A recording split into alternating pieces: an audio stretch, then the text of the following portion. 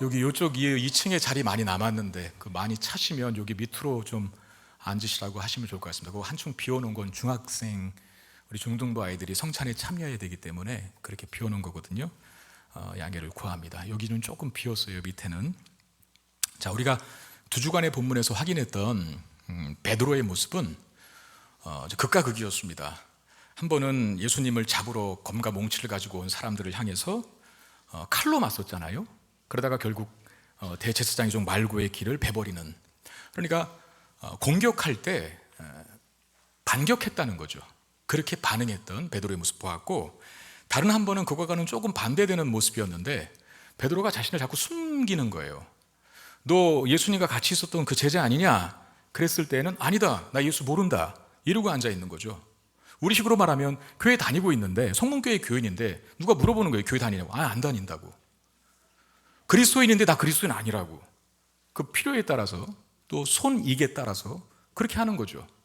그러니까 베드로가 한 번은 예수님을 공격하러 오는 무리들에게는 칼을 빼서 막 휘두르고 반격을 하고 있고, 또 자기의 정체성을 묻는 질문에는 자기의 정체성을 감추고 이랬다는 거거든요. 근데 오늘 본문에 등장하는 예수 모습이 정확히 베드로와 반대입니다. 그걸 잘 기억하시면서 말씀을 들었으면 좋겠어요. 63절 65절에 보니까 지키는 사람들이 예수를 희롱하고 때리며 그의 눈을 가리고 물어 이르되 선지자 노릇하라, 너를 친 자가 누구냐 하고 이외에도 많은 말로 욕하더라 그랬어요. 자, 예수님을 지키는 자, 성전 경비대원들인데 간단한 말로 군인들이라고 합시다. 군인들. 이 사람들이 예수님 막 조롱하고 때리는 겁니다. 여러분, 그 때리는 것도 보통 때리는 게 아니에요. 채찍질하는 거거든요. 그리고 예수님 눈 가리고서는 때린 후에 누가 때렸는지 맞춰보라 라고 그렇게 합니다. 너 선지자지, 너 예언자지, 그러면 너 눈 가려도 누가 때렸는지 맞출 수 있지 않나 하면서 조롱을 하고 장난을 치는데, 사실 그런 놀이가 당시에 있었대요. 한 아이가 눈가리를 하고 다른 놀이 친구들 중에 때린 사람 맞추는 거. 지금 그 어린아이들이 놀이하는 짓을 이 군인들이 예수님을 대상으로 하고 있다는 거죠.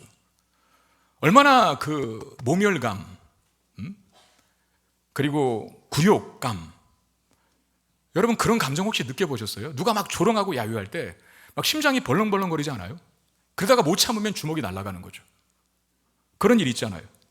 그리고 이들이 예수님께 욕을 해댔는데 단지 욕했다라고 하는 정도가 아니라 정말 강력한 욕들을 계속했을 겁니다. 정말 듣도 보도 못한 욕들, 군인들의 거친 입에서 예수님을 향하여.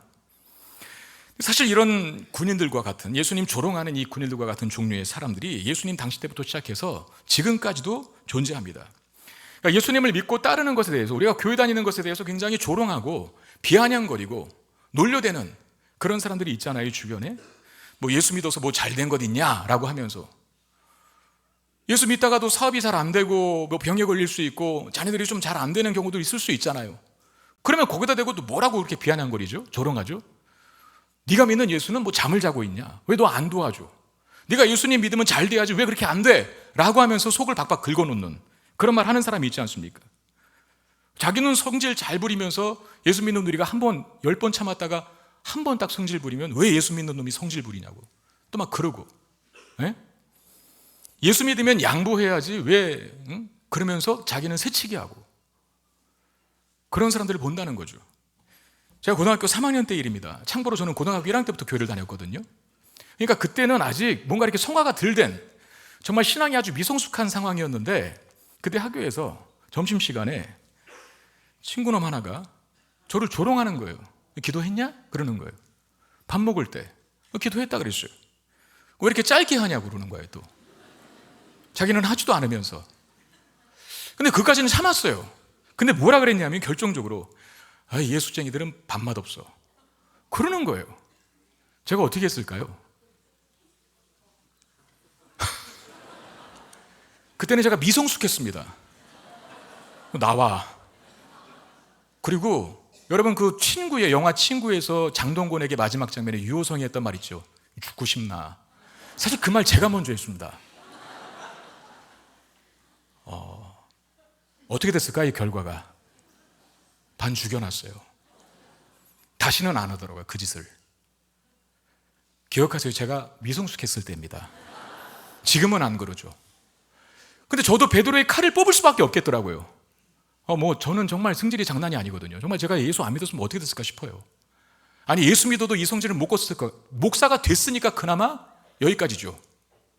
못 참겠는 거예요. 저도 조롱하고 비아냥거리는 그 소리에. 베드로도 칼을 뽑았습니다. 검과 몽치로 달려오는 그 군인들을 향하여서, 제사장의 종들을 향해서 베드로가 칼을 뽑아서 귀를 잘라버렸어요.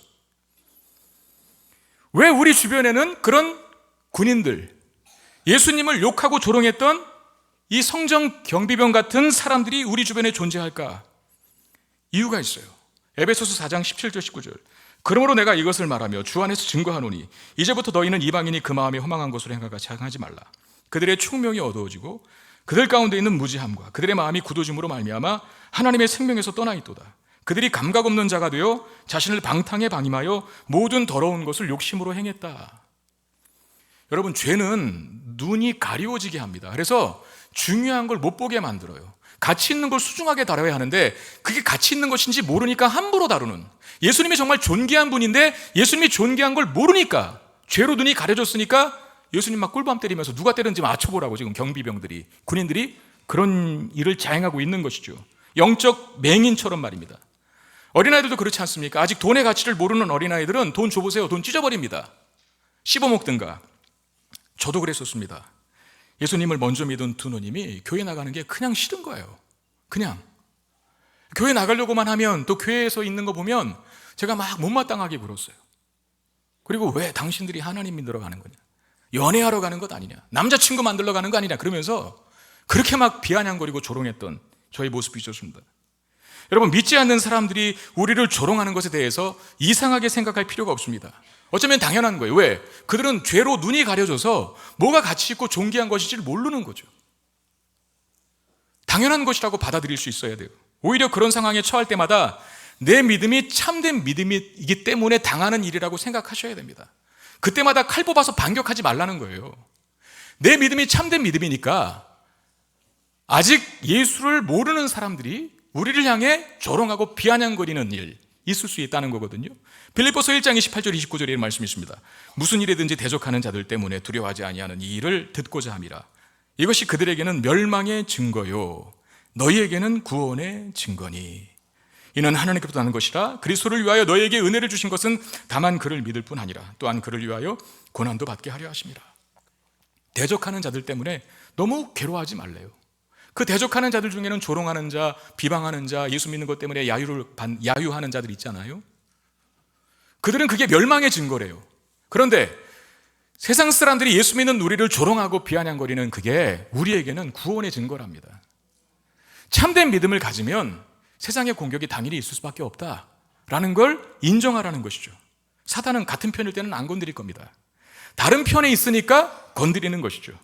그러니까 그런 일을 당할 때, 조롱당하고 비아냥거림을 당할 때 분노하지 마시고, 분노가 나더라도 분노하지 마시고, 반격하지 마시고, 내가 참된 신앙을 가진 증거구나 생각하고 믿음의 길, 인내의 길만 걸어갈 수 있는 저와 여러분 되시기를 바랍니다. 군인들의 조롱과 욕지거리, 폭행 속에서 예수님께서 어떻게 반응하셨습니까? 예수님은 아무런 반응을 하지 않습니다. 군인들이 욕하고 때리고 조롱하는데도 아무런 말도 안 하고 묵묵부답 침묵하세요. 그런 이유가 있었죠. 왜? 그게 메시아가 가는 길이었기 때문에 그렇습니다. 이사야 53장을 보면 고난의 종을 예언하는, 고난의 메시아를 예언하는 말씀이 있거든요. 이사야 53장 7절 말씀에 그가 곤욕을 당하여 괴로울 때도 그의 입을 열지 아니하였으며 마치 도수장으로 끌려가는 어린 양과 털 깎는 자 앞에 잠잠한 양같이 그의 입을 열지 아니하여도다. 참으셨죠. 왜 참으셨을까요? 이사야 53장 5절 그가 찔림은 우리의 허물 때문이요 그가 상함은 우리의 죄악 때문이라. 그가 징계를 받음으로 우리는 평화를 누리고 그가 채찍에 맞음으로 우리는 나음을 받았도다. 공격해올 때 예수님 반격하지 않으셨습니다. 그게 메시아의 길이었대요. 그리고 반격하지 않은 이유, 참으신 이유는, 자기가 다 받으신 이유는 그래야 죄인을 구원할 수 있으니까. 그 이유 때문이랍니다. 여러분, 이런 예수님의 모습은 우리가 신앙생활하면서 믿지 않는 사람들로부터 받는 조롱과 비아냥과 비난을, 그 공격에 대해서 어떻게 반응해야 하는지를 알게 합니다.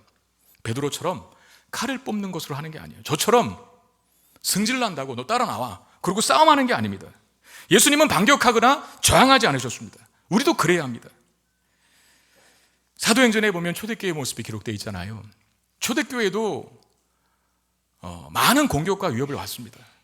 비아냥거림, 조롱 얼마나 많이 받았겠어요. 그런데 전쟁을 할 수 있고 전투를 벌일 수 있는데, 야, 우리도 지금 새가 이 정도인데 얼마든지 저 세상에 맞서서 당당하게 싸울 수 있다라고 할 수 있지만 전쟁이나 전투를 안 했어요. 오히려 복음을 전하고 용서하고 사랑하는 일만 합니다. 반격하지 않으신, 저항하지 않으신 예수님처럼 초대교회 또한 저항하거나 반격하지 않고 가야 할 길, 해야 할 일만 각오했어요. 예수 믿는 것 때문에 마음 상하는 일 당할 수 있고 불이익을 당할 수 있고 조롱받을 수 있습니다. 그렇다고 세상 사람들과 똑같이 반응하는 방법으로 살지는 않습니다. 우리는. 왜? 그건 시궁창에 같이 뒹굴겠다라고 하는 뜻과 같기 때문에 그렇습니다. 시편 1편 1절의 말씀에 복 있는 사람은 악인들의 꾀를 따르지 않고 죄인들의 길에 서지 아니하며 오만한 자들의 자리에 앉지 않는다 그랬습니다. 자, 누가 복 있는 사람이라고 정의합니까? 1차적인 조건은 죄인의 길, 악인의 꾀, 오만한 자의 자리에 앉지 않는 걸 말합니다. 다시 말하면 시궁창에서 놀지 않는다는 거죠. 조롱하고 비아냥거리고 공격한다고 해서 같이 맞받아치는 방법으로 사는 건 같이 시궁창에 들어가는 거예요. 그렇게 살 수 없다는 거죠. 여러분, 구원은 칼이나 총으로 오는 것이 아닙니다. 구원은 참고 인내하며 용서하고 십자가의 길을 걸어가는 것으로 옵니다. 사도행전 16장에 바울과 실라가 누명을 쓰고 잡혀가잖아요. 옥에 가두게 되는데 옥에 갇히기 전에 정말 죽을 만큼 매를 맞습니다. 하나님 앞에 기도하고 찬송해서 옥문이 열리고 결박이 풀어지는 일을 경험하잖아요. 죄수들이 옥문이 열리고 결박이 풀어졌으니까 더 도망가야 맞는데, 근데 죄수들이 도망가면 그 죄수들을 지키는 간수는 사형에 해당되는 죄입니다. 그게 실책. 이 간수가 자결을 하려고 해요. 그때 바울과 실라가 자결을 하려고 하는 간수를 보면서 이렇게 말하죠. 간수요, 당신의 몸을 해하지 마십시오. 우리 도망치지 않고 다 여기 있습니다. 사실 이렇게 말하는 게 굉장히 어려운 겁니다. 왜? 잘 됐다, 오히려. 이렇게 말해야 맞는 거거든요.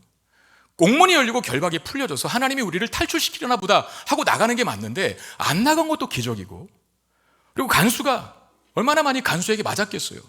간수에게 욕지거리를 얻어들었겠어요. 그럼에도 불구하고 간수를 살리기 위해서 바울과 실라가 도망가지 않아요. 오히려 센통이다, 잘됐다, 하나님이 너를 벌 내리시는 거야, 징계하시는 거야, 징벌하시는 거야 라고 말해야 맞는데, 죽지 마라, 우리가 안 나가고 여기 있다. 그때 참고 인내하고 용서하니까 그때 간수가 하는 말이 뭡니까? 선생님들이요, 내가 어떻게 해야 구원을 받을 수 있겠습니까? 그 사람에게 복음을 전하고 간수의 식구들이 예수 믿고 구원받는 일이 일어나잖아요. 만약에 바울과 실라가 공격을 반격으로 맞섰다면, 센통이다, 잘됐다, 넌 죽어야 돼, 그렇다면 간수가 주께로 돌아오는 일은 없었을 겁니다. 그런데 용서하고 인내하고 참는 길을 선택했으니 간수가 구원을 받죠. 물론 우리가 살아갈 때 억울할 때가 있습니다. 분노가 치밀어 오를 때가 있습니다. 그때 우리가 반격하려고 하지 말고 하나님 앞에 기도로 맡기실 수 있기를 바랍니다. 하나님 반드시 우리 마음 만져주실 거고, 그리고 하나님이 교통정리해 주실 거예요. 그 답답함을 내가 해결하려고 하지 말고, 그 억울함을, 그 분노를 내가 가지려고 하지 말고 하나님께 맡긴다라면 하나님이 우리의 억울함 풀어주신다는 말이죠.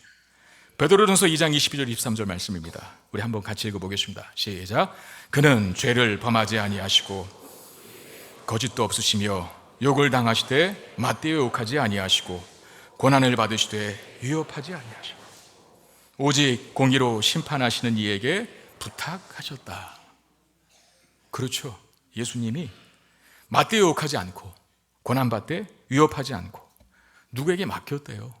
오직 공의로 심판하시는 하나님께 맡겼다라는 것.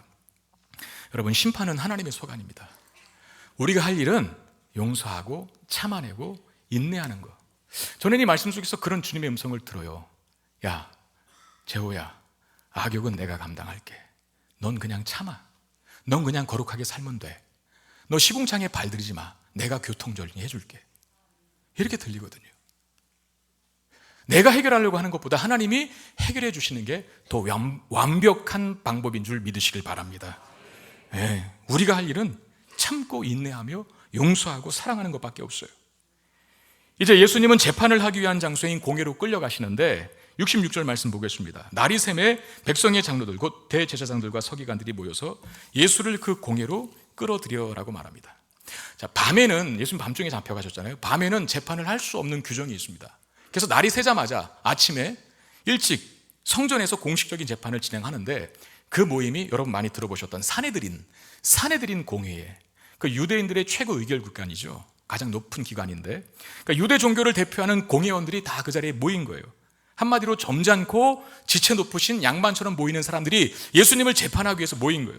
이들이 공회를 연 목적은 유일합니다. 뭐겠습니까? 예수님을 죽이기 위한 죄목, 그걸 찾기 위함이었죠. 아까 예수님을 조롱한 군인들과 그리고 이 사내들인 공회를 소집한 그 사내들인 공회원들의 겉모습은, 외모는 분명히 다를 겁니다. 군인들은 말 그대로 사납고 거칠지 않겠어요? 보이는 표정도 우악스럽고, 왜? 늘 전쟁과 전투를 밥 먹듯이 하고 사람을 죽이는 일을 많이 했던 사람들이니까 굉장히 거칠고 사납게 보였던 인물임에 분명할 겁니다. 그러나 공회원들은 조금 다르게 보이지 않았을까요? 좀 신사답게 양복 입고 정장 입고 점잖은 말투로 예수님을 대했을 겁니다. 그러나 그들 역시 예수님을 죽이려는 음흉한 속내를 가지고 있다는 사실에서는 사나운 군인들과 다를 바 없어요. 어쩌면 더 위험하죠. 왜? 숨기고 있으니까. 뭘? 날카로운 송곳니를. 이 공회원들은 점잖게 신사답게 오지만 그 속에는 날카로운 송곳니가 감춰져 있다는 것. 여러분, 어쩌면 우리 시대에 우리가 믿는 신앙을 공격하고 또 그리스도인으로 살아가기에 방해하는 것들은 어떤 세상의 폭력적인 방식보다는 사탕발림을 하고 찾아오는 사탄의 미혹이 우리를 더 힘들게 하는 것 아닌가. 우리의 신앙을 위협하는 그런 가장 어떤 강력한 그 적이 아닌가 싶은 생각이 있어요. 뭐 여러 가지 있겠죠. 인권이라고 하는 그런 말들 참 좋은 말이고, 약자들을 보호하고 돌봐줘야 될 것은 맞지만, 그 인권이라고 하는 미명하에 공의와 정의를 상실하고 죄를 죄로 여기지 않는 그런 모습, 이게 바로 사탄의 미혹일 수 있다는 거죠. 대중성이라고 하는 미명하에 많은 사람들이 하는 게 진리다라고 하는, 그렇게 말하는 이 시대 속에서 절대적 기준을 이야기하는 우리들이 상당히 고리타분한 사람들로 비춰지는 이런 시대, 자아실현이라고 하는 미명하에 자기가 자신의 왕이 되어서 뭐 개성을 존중한다는 미명하에 하나님의 말씀에 따라 살아가야 한다는 그 진리를 말씀하는, 진리를 선포하는 우리들을 또 조롱하고 비아냥거리는 이 시대의 모습들, 이 풍조들. 어쩌면 인권이라든지 대중성이라든지 자아실현이라고 하는 말이 왜 나쁩니까? 좋은 말처럼 보이잖아요. 좋은 말이기도 하고. 그런데 그것이 하나님의 말씀의 기준을 넘어서고 죄를 죄로 여기지 않는 것이라고 했을 때, 우리의 왕은, 우리의 인생의 주인은 하나님밖에 없는데 자아가 우상이 되는 것으로 만들어 간다면, 그게 바로 사탄이 천사의 모습을 하고, 광명한 천사의 모습을 하고 우리의 신앙을 공격하기 위해서 찾아오는 하나의 무기와 수단이 아닐까 생각된다는 거예요. 여러분, 우리는 이런 미혹들을 하나님 말씀이라고 하는 기준으로 분별해야 합니다. 만약에 분별하지 못하면 우리도 모르는 사이에 마치 미지근한 물에 푹 감겨 있다가 점점점 열을 가하여 삶아 죽어가는 개구리와 같은 신세가 될지도 몰라요. 그러니까 하나님 말씀으로 잘 무장해서 이 시대에 사탄의 그 미혹, 광명한 천사를 가장하고 찾아오는 그 미혹과 공격으로부터 우리 영혼을 잘 지켜내야 한다는 겁니다. 이 공회원들, 겉으로는 신사답고 군인들과는 다른 모습처럼 부드러운 모습으로 다가오지만 그들의 속내, 예수님의 죄목을 발견하여 그를 죽이려고 하는, 예수님을 죽이려고 하는 목적이 있잖아요. 그런 목적을 가지고 예수님께 두 가지 질문을 합니다. 67절에 네가 그리스도이거든 우리에게 말하라. 그리고 70절에 네가 하나님의 아들이냐라고 묻습니다. 자, 아까 군인들의 어떤 조롱, 너가 선지자면 막 때려놓고, 눈 가리고 때려놓고 네가 선지자면 누가 때렸는지 맞춰봐 라고 하는 군인들의 조롱과 비아냥과 야유에는 예수님 반응하지 않으셨어요. 그냥 침묵하시고 인내하셨어요. 그런데 이 사내들인 공회에서 공회원들로부터 받은 질문, 자, 간단하게 네가 그리스도냐? 라고 하는 질문과 네가 하나님의 아들이냐? 라고 하는 질문에는, 자 보세요, 침묵하지 않고 대답하십니다. 내가 그리스도다 라고 대답하시는 거예요. 그 말이 인자가 하나님의 권능의 우편에 앉아 있으리라 라고 하는 말이거든요. 본인이 그리스도인 것을 인정하십니다. 네가 하나님의 아들이냐라고 하는 질문에는 너희들이 내가 그라고 말하고 있느니라 라고 하면서 부인하지 않으세요. 그러니까 내가 그리스도고 내가 하나님의 아들이다 라고 하는 말씀을 하시는 거거든요. 근데 사실 이런 예수님의 대답은 굉장히 위험한 겁니다. 왜냐하면 지금 이 사내들인 공회 회원들은 예수님의 죄를 찾기에 혈안이 되어 있거든요. 예수님의 그 말은 어쩌면 이들에게 있어서는 신성 모독죄, 하나님을 모독하는 죄에 성립되는 죄라는 거죠. 그리고 로마에게는 로마에 저항하는 혁명가로 고발당할 수 있는 빌미를 주고 있는 말입니다. 특별히 그리스도라고 하는 말, 메시아, 우리의 왕이다. 로마가 제일 싫어하는 게 정치적인 혁명 아닙니까? 아니 로마 황제 외에 왕이 또 누가 있어? 이러면 바로 고발당해서 사형에 처하게 되는 거거든요. 그럼에도 예수님은 이 위험한 발언, 자기의 정체성을 대답하는 일에 대해서는 망설임이 없으세요. 침묵하지 않으십니다.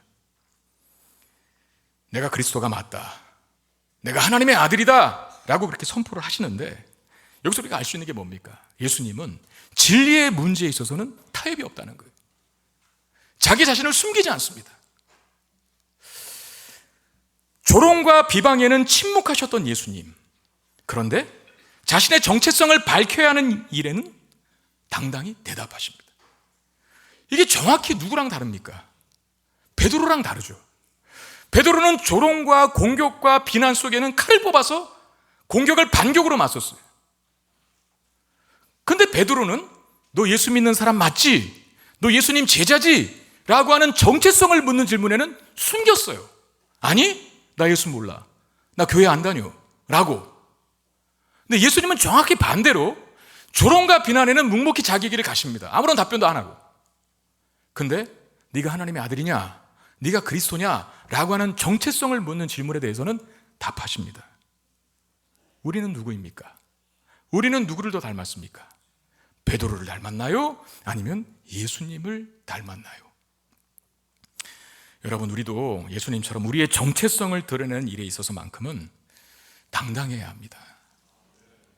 세상이 조롱하고 비아냥거리는 그거엔 개의치 말고 그냥 우리 길 가세요. 반격하지 말고. 그런데 너 그리스도인이니? 라고 묻는 질문에는 그렇다고 답하세요. 제가 늘 강조하지만, 아주 사소한 것이기도 하지만 밖에서 식사하실 때 꼭 식사기도 하고 하세요. 당당하게. 그렇다고 무슨 통성으로 기도하라는 건 아닙니다. 최소한 내가 예수 믿는 사람인 것을 숨기지 말라는 거예요. 세상 나가서. 에? 내 정체성을 당당하게 드러내는 것. 내가 예수 믿는 사람인 것을, 내가 하나님 말씀을 따라 사는 사람인 것을 우리의 입술과 우리의 삶으로 고백할 수 있어야 합니다.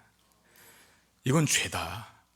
시대가 아무리 바뀌어도 성경이 죄라고 정의하고 규정하는 것에 대해서는 죄라고 말할 수 있어야 되고, 당연히 단호히 거부하고 배격할 수 있어야 되는 것이고, 세상 모든 사람들이 추구하는 가치라 하더라도 하나님께서 기뻐하시지 않는 가치라고 한다면 단호하게 거절하고 따르지 않는 이런 입술과 삶의 고백, 이게 있어야 된다는 겁니다.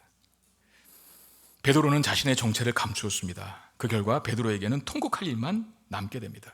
그러나 예수님은 자신의 정체를 숨기지 않으셨어요. 그 결과 인류를 구원하시고 본인도 가장 높은 보좌에 앉아 계시는 영예를 얻는다는 거 기억하십시오. 마태복음 5장 14장 16절, 5장 14절 16절 말씀입니다. 자, 조금 길지만 같이 한번 읽어보겠습니다. 시작. 너희는 세상의 빛이라. 산 위에 있는 동네가 숨겨지지 못할 것이요, 사람이 등불을 켜서 말 아래에 두지 아니하고 등경 위에 두나니 이러므로 집안 모든 사람에게 비치느니라. 이같이 너희 빛이 사람 앞에 비치게 하여 너희 착한 행실을 보고 하늘에 계신 너희 아버지께 영광을 돌리게 하라. 산 위에 있는 동네는 숨겨질 수가 없답니다. 그 산 위에 있으니까 다 드러난다는 거죠. 그리고 불을 켰어. 등불을 켰는데 그 말 아래, 등경 아래 두는 사람이 어디 있어요? 환하게 비추도록 등경 위에 두지. 그것처럼 예수 믿는 그리스도인된 우리의 정체성을 절대 숨겨서는 안 된다 라고 말씀하시는 거거든요. 왜 그래야 할까? 왜 숨기면 안 될까? 빛이 비춰야 어둠이 물러가듯이, 빛이 있어야 어둠 때문에 방황하는 인생들이 그 빛 때문에 길을 찾게 되듯이, 우리가 우리의 정체성을 숨기지 않고 당당하게 고백하고 입술과 삶으로 나는 예수 믿는 사람입니다라는 사실을 고백하고 증언하고 증거하는 삶을 살아갈 때 어둠 가운데 있는 예수를 모르는 사람들이 우리를 보고 하나님을 인정하고 예수를 믿게 되어 생명을 얻는 역사가 일어나기 때문입니다.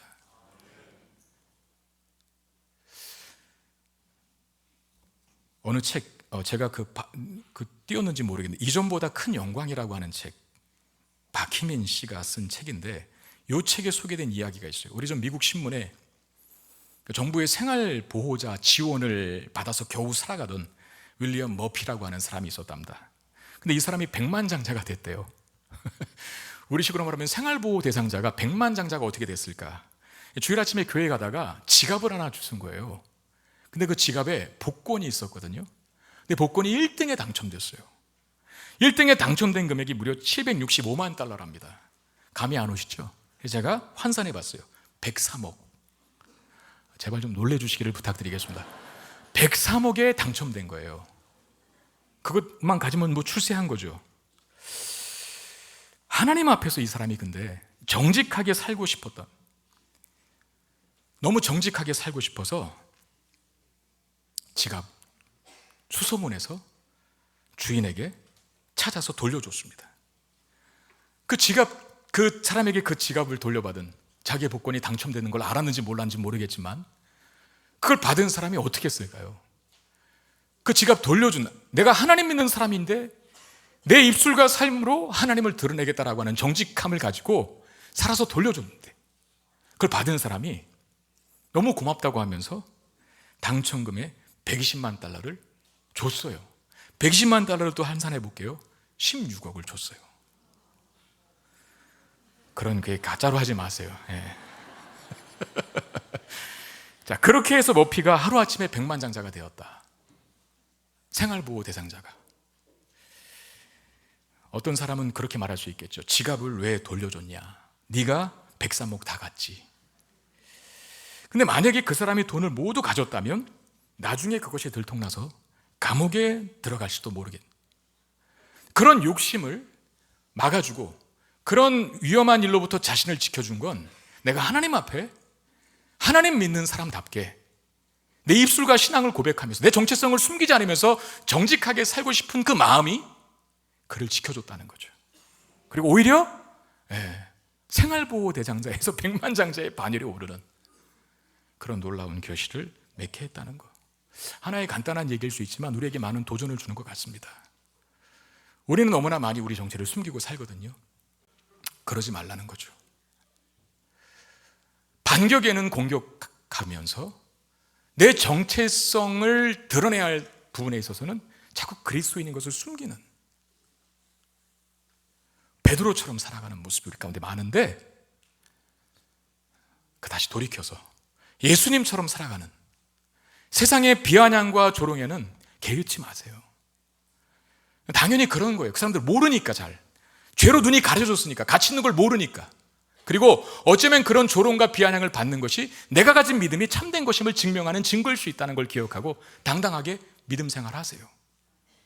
또 하나, 가정에서든 직장에서든 어디 불신자가 다 나를 아는 사람이 한 사람도 없고 다 나를 모르는 사람만 있다 하더라도 내가 하나님 앞에서 살아가는 예수 믿는 자로서의 정체성을 숨기지 말고 잃어버리지 말고 사실 수 있게 되기를 바랍니다. 그러면 그런 우리의 삶을 통해서 믿지 않는 사람들이 하나님을 보게 될 것이고 주께로 돌아오는 축복 누리게 될 줄로 믿습니다. 다니엘서 12장 3절 말씀 읽고 마치겠습니다. 같이 읽겠습니다. 시작. 지혜 있는 자는 궁창의 빛과 같이 빛날 것이요 많은 사람을 옳은 대로 돌아오게 한 자는 별과 같이 영원토록 빛나리라. 뭐가 우리를 영화롭고 존귀하게 만드는가? 예수 믿는 나의 정체성을 숨기지 않고 살아갈 때 빛처럼 빛날 것이고 그 빛된 삶을 통해서 어두움을 비추고 방황하는 영혼들을 주께로 돌아오게 만드는 그 놀라운 생명의 통로로 쓰임받게 될 줄로 믿습니다. 기도하겠습니다. 하나님, 베드로처럼 살지 않기를 원합니다. 조롱과 비방과 기분 나쁜 일에는 분노하고 칼을 빼어내어 말고의 귀를 베버리는 그런 모습으로 살지 않게 되기를 원합니다. 예수님처럼 조롱과 야유와 핍박 속에 묵묵히 자기 길을 가셨던 것처럼 우리도 그렇게 살 수 있게 도와주시옵소서. 베드로는 결정적인 순간에 자기의 정체성을 숨겼습니다. 예수님은 네가 그리스도냐? 네가 하나님의 아들이냐? 라고 묻는 질문에 그렇다라고 답하시며 하나님의 아들로서의 그리스도의 정체성을 숨기지 않으셨습니다. 하나님, 우리도 예수 믿어 구원받아 천국 백성된 우리 자신의 존재를 숨기지 않게 도와주옵소서. 천국이 있다고 당당하게 말할 수 있도록 하시고, 예수 믿지 않으면 지옥 간다고 당당하게 말할 수 있도록 하시고, 예수 그리스도께서 십자가 지심으로 나의 모든 죄와 허물을 용서하셨다. 그래서 내가 하나님의 자녀 되는 권세를 누리게 되었다. 내가 죽어도 영생복락 누릴 수 있다라고 선포하고 말하고, 그런 믿음과 고백대로 살아갈 수 있는 우리가 되게 해 주시옵소서. 그런 자를 존귀하게 세워주시며 그런 우리를 통해서 세상이 죽게 돌아오게 하시는 하나님의 놀라운 역사가 우리의 생애 속에 경험되게 해 주시옵소서. 귀한 예물을 하나님 앞에 드립니다. 주의 나라와 영광을 위해서 아름답게 쓰여지게 하시고 드린 손길 위에 하늘의 신령한 복을 허락해 주시옵소서.